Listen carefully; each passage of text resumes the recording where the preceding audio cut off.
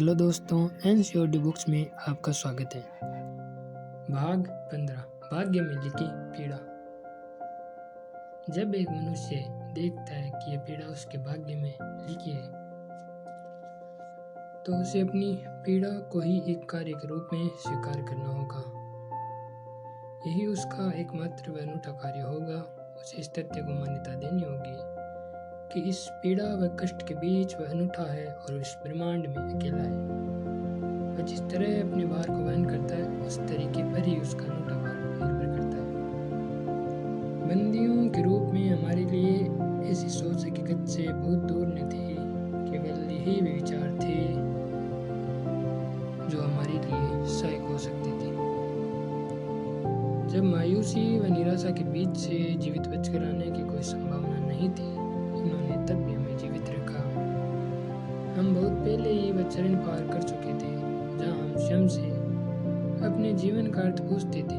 ये एक ऐसी जिज्ञासा थी जिसका मानना था कि जीवन का अर्थ यही है कि आप किसी सार्थक गतिविधि के माध्यम से सक्रिय सृजन करते हुए कुछ हासिल करिए, वो एक उद्देश्य के साथ आगे बढ़े।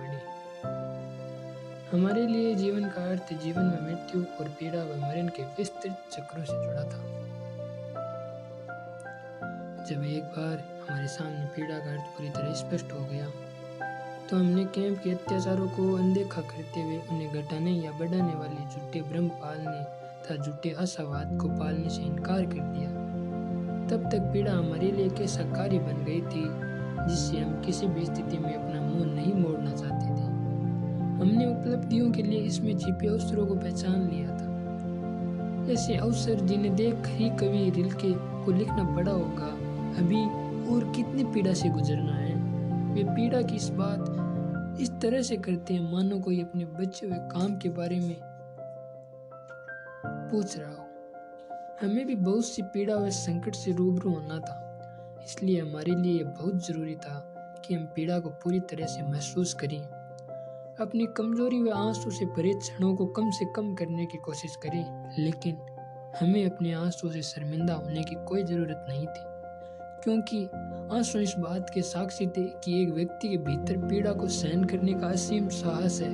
इस बात का एहसास सिर्फ कुछ लोगों को ही हो सका। कुछ लोग बहुत लज्जा के साथ इसे स्वीकारते थे कि वे भी कभी न कभी रोकर अपने मन का बोझ हल्का करते रहते थे। जैसे मेरे एक साथी से मैंने पूछा कि उसने अपने एडिमा रोग से छुटकारा कैसे पाया, तो उसने मेरे सामने स्वीकार किया। मैंने रो रो कर उसे अपने शरीर से बाहर निकाल फेंका।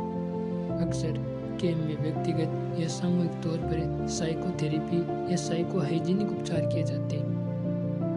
व्यक्तिगत प्रयास कुछ ऐसे ही होते थे मानो किसी के प्राणों की रक्षा का प्रयास किया जा रहा हो। ऐसे प्रयास इसलिए किए जाते थे ताकि बंदियों को आत्महत्या की प्रवृत्ति से बचाया जा सके।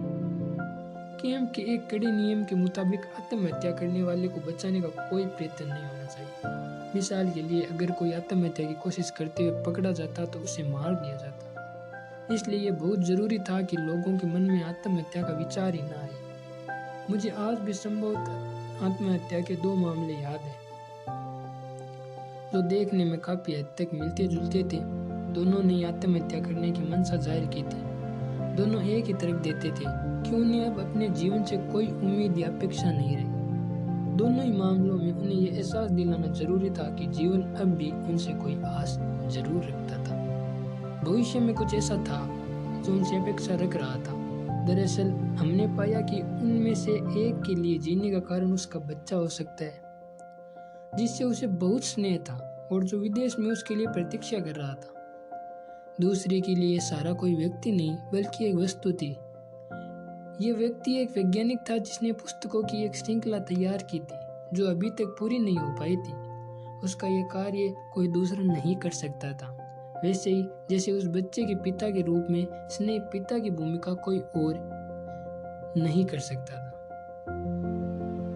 अस्तित्व की जिम्मेदारी। यह अनूठापन और निराली बात हर इंसान को दूसरे से अलग करती और उसके अस्तित्व को एक पहचान, एक मतलब देती। जैसे किसी के लिए अपने रचनात्मक कार्य को पूरा करना तो किसी के लिए अपने परिवार का स्नेह दीक्षा कर रहा था।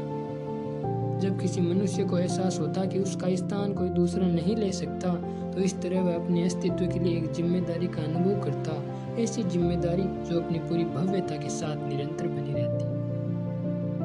जो व्यक्ति अपने अधूरे छोड़े गए काम या स्नेह से प्रतीक्षा कर रहे बच्चे के प्रति अपनी जिम्मेदारी स्वीकार कर लेगा, वह कभी अपने जीवन के साथ खिलवाड़ नहीं करेगा। वह जानता है कि अब उसके अस्तित्व के पास एक क्यों है, इसलिए वह किसी भी तरह के कैसे को हंसकर सहन कर लेगा।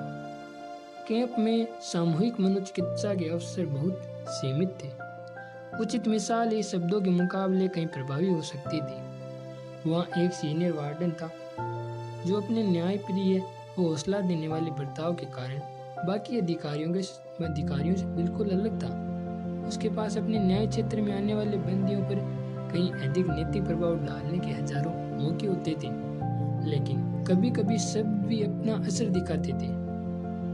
जब किन्हीं बाहरी परिस्थितियों के कारण मानसिक ग्रहण क्षमता बहुत गहन होती तो शब्द अपना प्रभाव दिखाते। मुझे आज भी एक घटना याद है जब मुझे पूरी झोंपड़ी के बंदियों की मनोचिकित्सा का अवसर मिला। उनकी मानसिक ग्रहण क्षमता एक निश्चित बाहरी परिस्थिति के कारण बढ़ी हुई थी। शब्दों का प्रभाव। वह एक बुरा दिन था। परेड के दौरान ऐलान किया गया था कि बहुत सी गतिविधियों को तोड़ फोड़ व अनुचित आचरण माना जाएगा और इसके कारण उसी समय फांसी की सजा भी दी जा सकती थी। इसमें हमारे पुराने कंबलों से छोटे पट्टियां काटना, अपने टखनों में बांधे गए कपड़ों को मजबूती देने के लिए और बहुत ही मामूली किस्म की चोरियां आदि भी शामिल थी। कुछ ही दिन पहले भूख से अधमरा एक बंदी आलू के स्टोर में घुस गया और कुछ पाउंड आलू चुरा लिए। चोरी का पता चल गया और कुछ बंदियों ने चोर को पहचान भी लिया। जब कैंप के अधिकारियों को इस बारे में पता चला तो उन्होंने आदेश दिया कि चोर को उनके सामने पेश किया जाए, वरना सारे कैंप को एक दिन खाली पेट रहने की सजा भुगतनी होगी। स्वाभाविक है कि 2500 बंदियों ने सारा दिन खाली पेट रहने का विकल्प ही चुना। उपवास वाले दिन शाम को हम सभी अपने कच्चे घरों में पड़े थे। बेशक सबका मूड बुरी तरह से उखड़ा हुआ था। बहुत कम बातचीत हो रही थी और एक एक शब्द को सुनकर जैसे खींच हो रही थी। तभी इस मामले को और बदतर बनाने के लिए ही जैसे बत्ती गुल हो गई। सब कुड़ कर रह गए। उसी समय वार्डन ने बुद्धिमानी दिखाई और कुछ ऐसी बातें कही जो उस समय हम सबके दिमाग में चल रही थी। उन्होंने उन सभी साथियों के बारे में बात की जो पिछले कुछ दिनों में रोग या आत्महत्या के कारण मारे गए, लेकिन इसके साथ ही उन्होंने यह भी स्पष्ट किया कि उनकी मौत की असली वजह क्या हो सकती थी। उनके जीवन से आशा की किरण ओझल हो चुकी थी। उन्होंने कहा कि ऐसे संभावित शिकारों को इस स्थिति तक पहुंचने से बचाने के लिए कोई न कोई उपाय अवश्य होना चाहिए। इस तरह वार्डन ने मेरी ओर संकेत किया कि मैं बंदियों को अपनी ओर से कोई परामर्श दूं। भगवान जानता है मैं उस दिन किसी भी तरह की मनोवैज्ञानिक व्याख्या या उपदेश देने की स्थिति में कतई नहीं था। मैं उस समय अपने साथियों की आत्मा को कोई चिकित्सीय उपचार नहीं दे सकता था, लेकिन मुझे ये प्रयत्न करना ही पड़ा। मुझे बहुत सर्दी और भूख लग रही थी। खीज और थकान से हालत पस्त थी, लेकिन मुझे किसी न किसी तरह कोशिश करते हुए इस अनूठे अवसर का लाभ उठाना था। स्थितियां कुछ ऐसी बन गई थी कि उस समय प्रोत्साहन देना बहुत आवश्यक हो गया था। तो सबसे पहले मैंने कुछ छोटे मोटे सहज क्षणों से अपनी बात आरंभ की। मैंने कहा कि यूरोप में दूसरे विश्व युद्ध की छठी शीत ऋतु के बावजूद हमारी हालत इतनी बदतर नहीं थी जितना हमने सोच रखा था। मैंने उनसे कहा कि हम सबको अपने आप से ये सवाल पूछना चाहिए कि आज तक हमारे जीवन में ऐसे कौन से क्षण आए हैं, ऐसी कौन सी हानि हुई है जिसकी भरपाई नहीं हो सकती। मैंने अनुमान लगाया कि उन लोगों में से केवल कुछ ही बंदी ऐसे रहे होंगे जो ऐसी एक दो कहानियों के लिए हामी भर सकते थे, जो कोई भी जीवित था और जिसके पास आशा बनाए रखने का कोई कारण था।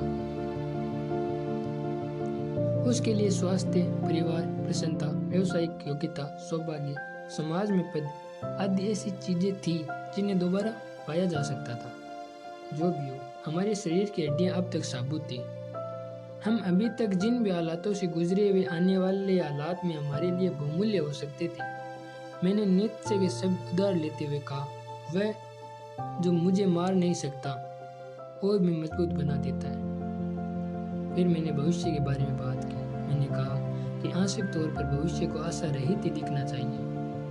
मैंने ये माना कि हमें से हर कोई ये अनुमान लगा सकता है कि उसके बचे रहने के अवसर कितने कम हैं। मैंने उनसे कहा कि हालांकि अभी कैंप में टाइफाइड की महामारी के कोई लक्षण नहीं है। मेरा अपना अनुमान था कि मेरे लिए बचे रहने की उम्मीद 5% है, लेकिन मैंने उनसे यह भी कहा कि इसके बावजूद मैं अपनी आशा का त्याग करने या मायूस होने की कोई मंशा नहीं रखता, क्योंकि कोई नहीं जानता कि उसका आने वाला कल कैसा होगा। आने वाला कल तो दूर, इंसान को तो अपने आने वाले पल या घंटे तक का पता नहीं होता। हम आने वाले कुछ ही दिनों के भीतर किसी सनसनीखेज सैन्य गतिविधि की अपेक्षा तक नहीं कर सकते। हम कैंप का अनुभव रखने वालों से बेहतर कौन जान सकता है कि कई बार चुपके से किसी व्यक्ति के लिए निजी तौर पर कुछ अनूठे अवसर सामने आ जाते हैं। मिसाल के तौर पर हो सकता है किसी को बहुत अच्छी कार्यकारी स्थितियों के साथ चलने वाले दल का साथ मिल जाए, क्योंकि इसी तरह की संभावना के साथ बंदी का भाग्य जुड़ा होता था। लेकिन मैंने आने वाले कल और उस पर पड़े रहस्य के पर्दे की ये बात नहीं की। मैंने अतीत की चर्चा भी की, उसके सारे आनंद दोहराई और बताया कि किस तरह वर्तमान के अंधकार में भी उनकी रोशनी प्रकाशमान है। मैंने खुद को उपदेशक की भूमिका से भरसक बचाते हुए एक और कवि की पंक्तियां पेश की। आपने जो भी अनुभव पा लिया है, संसार की कोई भी ताकत उसे आपसे छीन नहीं सकती। न केवल अनुभव, बल्कि हमने जो भी किया, हमारी उच्च विचार और हमारी पीड़ा, जो सब कुछ बीतने के बाद भी अभी अतीत नहीं बना, ये हमारे अस्तित्व का एक हिस्सा बन गया है। इसे पाना भी एक अस्तित्व को पाने की तरह ही तो है। फिर मैंने उन सभी अवसरों की बात की जो जीवन को अर्थ देते हैं। मैंने अपने साथियों से कहा, जो बेजान से पड़े थे लेकिन कभी कभार उनकी कोई आस सुनाई दी जाती। किसी भी हालात में इंसानी जीवन अपना अर्थ नहीं खोता, और जीवन के इस अनंत अर्थ में पीड़ा, मरणासन अवस्था, अभाव और मृत्यु भी शामिल है।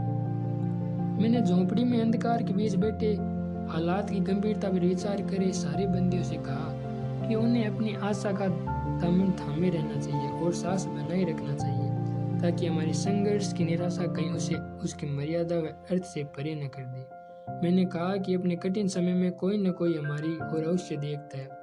वो कोई मित्र, पत्नी, कोई जीवित या मृत या ईश्वर भी हो सकता है, और वह कभी नहीं चाहेगा कि हम उसे निराश करें। वह आशा रखता है कि हम पूरे गर्व के साथ घटनाओं का सामना करें, न कि दुखी होकर, ये जानते हुए कि हमें कैसे मरना चाहते हैं। अंत में मैंने हमारे बलिदान की बात कही, जो हर मामले में अर्थपूर्ण था। भले वह बलिदान ऐसा रहा हो कि वह भौतिक सफलता चाहने वाली बाहरी दुनिया को निरर्थक जान पड़े, लेकिन यह वास्तव में अर्थपूर्ण था। मैंने स्पष्ट शब्दों में कहा कि हम में से जो भी लोग किसी धर्म में आस्था रखते हैं, वे इसे अच्छी तरह समझ सकते हैं। मैंने उन्हें एक साथी के बारे में बताया, जिसने कैंप में आने के बाद स्वर्ग से एक समझौता किया था कि उसका कष्ट और पीड़ा उस व्यक्ति को दर्दनाक मृत्यु से बचाए, जिसे वह सबसे अधिक स्नेह रखता है। इस तरह उस आदमी के लिए कष्ट और पीड़ा भी जिसे सार्थक हो गई थी। उसका बलिदान बहुत ही गहरा महत्व रखता था। वह यूं ही अपनी जान नहीं देना चाहता था। दरअसल हम में से कोई भी यूं ही नहीं मरना चाहता। मेरे इन शब्दों का उद्देश्य यही था कि हम अपने जीवन का संपूर्ण अर्थ पा सकें। ये अर्थ हमें उस कुटिया में, उसी समय और उन्हीं मायूसी से भरे हालात के बीच हासिल करना था। मैंने देखा कि मेरा प्रयास व्यर्थ नहीं गया। जैसे ही बत्ती आई तो कई मित्र लंगड़ाते हुए मेरी ओर बढ़े और आंसू भरी आंखों के साथ शुक्रिया कहने लगे। लेकिन यहाँ मुझे स्वीकार करना होगा कि मुझे भी अपने साथियों से इस तरह पीड़ा का सामना करने के लिए आंतरिक साहस बहुत ही कम मिल पाता था, और इस तरह मैंने उनका कष्ट हरने के बहुत से अवसर गंवा दिए।